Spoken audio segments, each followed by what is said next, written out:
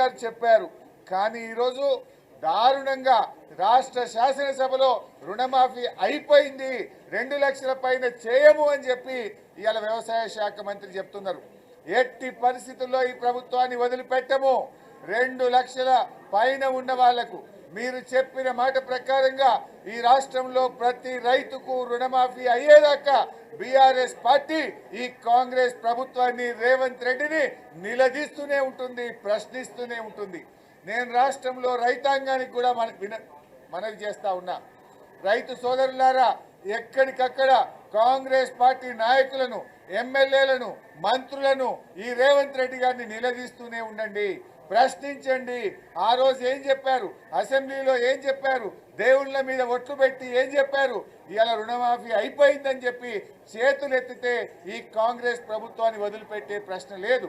రాష్ట్ర వ్యాప్తంగా బీఆర్ఎస్ కార్యకర్తలు, రైతు సోదరులు అందరూ కూడా ఎక్కడికక్కడ ఈ కాంగ్రెస్ పార్టీ ప్రభుత్వాన్ని నిలదీయాలని చెప్పి మేము కోరుతా ఉన్నాం.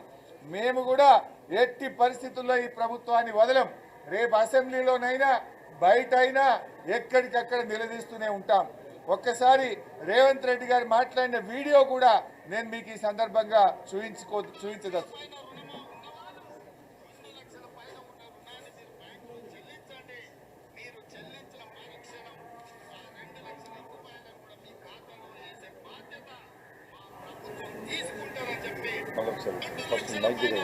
ఉన్నవాళ్ళు 2 లక్షల పైన ఉన్న రుణాన్ని మీరు బ్యాంకులో చెల్లించండి.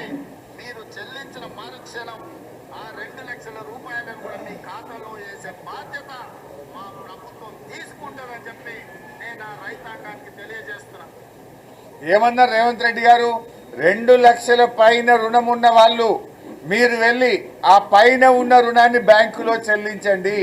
మీరు చెల్లించిన మరుక్షణం ఆ రుణమాఫీ చేసే బాధ్యత నేను తీసుకుంటా అన్నాడు. నేను అడుగుతా ఉన్నా, రేవంత్ రెడ్డి ఏమైంది నీ బాధ్యత? దేవుళ్ళ మీద ఒటువంటి మాట చెప్తావు, అసెంబ్లీలో చెప్పి మాట చెప్తావు, పబ్లిక్ మీటింగుల్లో రైతులకు ఇచ్చిన మాట నిలబెట్టుకోవా? రేవంత్ రెడ్డి గారు, మీరు పాలమూరు బిడ్డ అంటారు. పాలమూరు బిడ్డవైతే, నీకు పౌరుషం ఉంటే, నిజాయితీ ఉంటే, మాట మీద నిలబడే వ్యక్తివైతే నువ్వు వెంటనే నీ మంత్రి గారు ఇలా అసెంబ్లీలో రుణమాఫీ అయిపోయింది అన్నాడు, దాన్ని ఖండించు.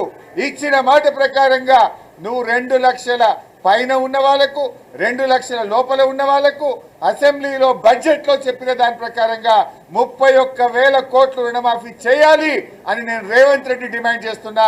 రేవంత్ రెడ్డి, నువ్వు దేవుళ్ళ మీద పట్టుబెట్టినావు.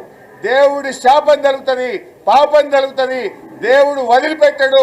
నీతి నిజాయితీ ఉంటే, దేవుడి మీద భక్తి ఉంటే, చర్చి మీద ప్రేమ ఉంటే, దర్గా మీద పెట్టిన ఒట్టు మీద విశ్వాసం ఉంటే తక్షణమే మీ మంత్రి గారి వ్యాఖ్యల్ని ఖండించండి. 2 లక్షల రుణమాఫీని ఎప్పట్లోగా చేస్తారో, 31,000 కోట్లు ఎప్పటిలాగా పూర్తి చేస్తారో ఈ రాష్ట్ర ప్రజలకు స్పష్టమైన హామీ ఇవ్వాలని డిమాండ్ చేస్తున్నాం. లేకపోతే బీఆర్ఎస్ పార్టీ రాష్ట్ర వ్యాప్తంగా పెద్ద ఎత్తున పోరాటానికి శ్రీకారం చుడుతుంది. రైతులు మిమ్మల్ని ఎక్కడికక్కడ నిలదీస్తూనే ఉంటారు, ప్రశ్నిస్తూనే ఉంటారు తప్ప మిమ్మల్ని వదిలిపెట్టం. రేపు అసెంబ్లీలోనైనా ప్రజాక్షేత్రంలోనైనా రైతాంగానికి పూర్తి రుణమాఫీ అయ్యేదాకా కూడా బీఆర్ఎస్ పార్టీ రైతులకు అండదండగా ఉంటుంది, రైతుల పక్షాన పోరాడుతుంది, రైతులకు న్యాయం జరిగేదాకా కూడా ఈ ప్రభుత్వాన్ని నిలదీస్తూనే ఉంటుంది. కానీ ఈరోజు దారుణంగా రాష్ట్ర శాసనసభలో రుణమాఫీ అయిపోయింది, 2 లక్షల పైన చేయము అని చెప్పి ఇవాళ వ్యవసాయ శాఖ మంత్రి చెప్తున్నారు. ఎట్టి పరిస్థితుల్లో ఈ ప్రభుత్వాన్ని వదిలిపెట్టము. 2 లక్షల పైన ఉన్న వాళ్లకు మీరు చెప్పిన మాట ప్రకారంగా